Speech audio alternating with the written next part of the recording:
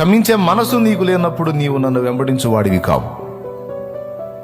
నువ్వు నిజంగా నన్ను వెంబడిస్తే నేను నిన్ను క్షమించిన ప్రకారం నువ్వు కూడా క్షమించాలి.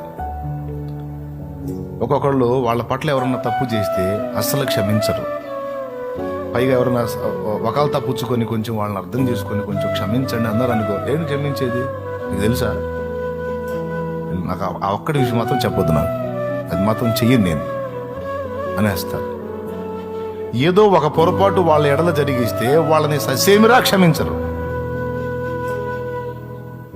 కానీ దేవుని ముందుకు పోయి రోజు అడుక్కుంటూనే ఉంటాడు, రోజు అడుక్కుంటూనే ఉంటుంది. ఏమని? అయ్యా నా దోషాలన్నీ క్షమించయ్యా, నా పాపాలన్నీ మన్నించయ్యని రోజు అడుక్కుంటూనే ఉంటాడు.